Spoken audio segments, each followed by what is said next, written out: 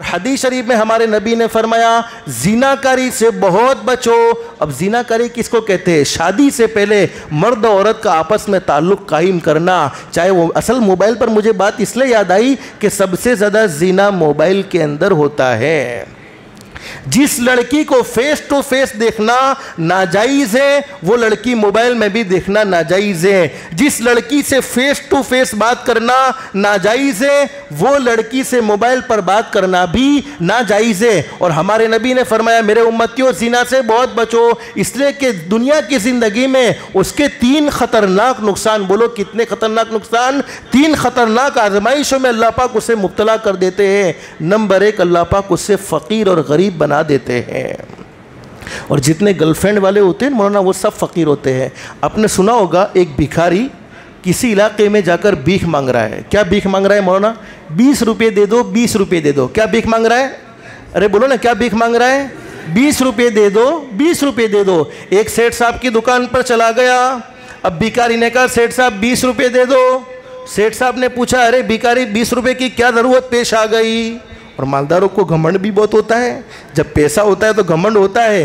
हदीस शरीफ में हमारे नबी ने फरमाया, एक मरतबा हज़रत अक़दस तशरीफ़ फरमाए, सहाबा इकराम का मजमा मौजूद है। हमारे नबी ने सहाबा इकराम से फरमाया मेरे सहाबा इकराम गरीबों के साथ एहसान का मामला करो, उनकी जान पहचान कसरत से रखा करो, उनके साथ हुस्न सलूक का मामला किया करो, इसलिए कि उनके पास बहुत बड़ी दौलत है। एक सहाबी ने खड़े होकर पूछ लिया अल्लाह के नबी, एक तरफ तो आप कह रहे हैं कि गरीबों के साथ एहसान का मामला करो, गरीबों के साथ भलाई का मामला करो, और दूसरी तरफ आप ये कह रहे हैं कि उनके पास बहुत बड़ी दौलत है, तो वो दौलत क्या है? तो हमारे नबी ने फरमाया कल क़यामत में अल्लाह पाक गरीबों से कहेंगे जिन मालदारों ने तुम्हारे साथ एहसान का मामला किया है, जिन मालदारों ने तुम्हें खाना खिलाया है, जिन मालदारों ने तुम्हें कपड़ा पहनाया है, उनको तलाश करके उनका हाथ पकड़कर उन्हें जन्नत तक पहुंचा दो। तो गरीब कोई मामूली आदमी नहीं होता। और हदीस शरीफ में मौजूद हमारे नबी ने फरमाया कल क़यामत में अल्लाह पाक गरीब से माफ़ी मांगेंगे। जैसे हम बंदे बंदे से माफ़ी मांगते हैं वैसे अल्लाह गरीब से माफ़ी मांगेंगे।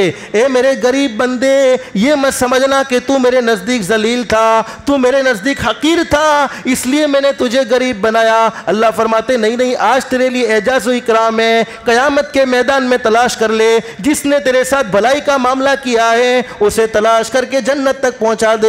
मेरी इज्जत की कसम, तेरी तो मगफिरत हो ही चुकी है लेकिन मैं उसकी भी मगफिरत कर दूंगा।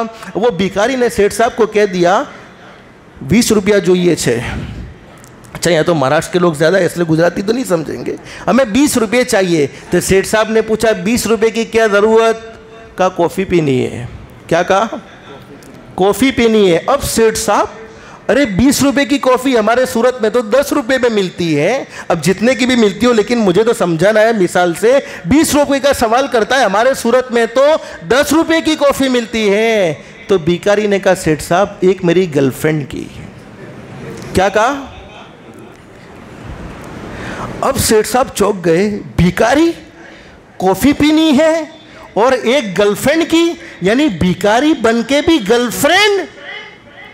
तो वो भिखारी ने कहा सेठ साहब माफ़ करना, भिखारी ने गर्लफ्रेंड नहीं बनाया, गर्लफ्रेंड ने भिखारी बना दिया।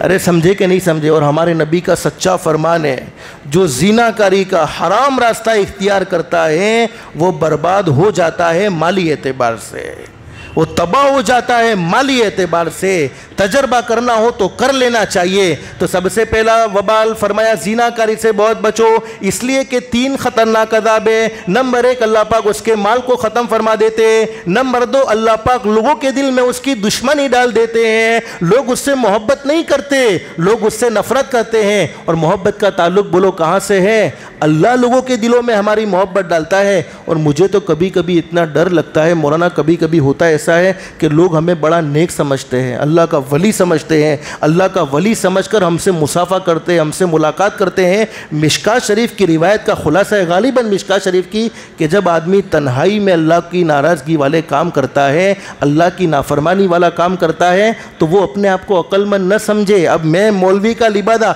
जैसे मौलाना कितना ज़बरदस्त शेर पढ़ा था, अब मैंने मैंने मौलवी का लिबादा पहन के तन्हाइयों में मेरी खलवतें महफूज नहीं है, तो अल्लाह पाक वो खलवत को गैर शऊरी तौर पर जाहिर कर देते हैं कि तुम अंदर से क्या हो।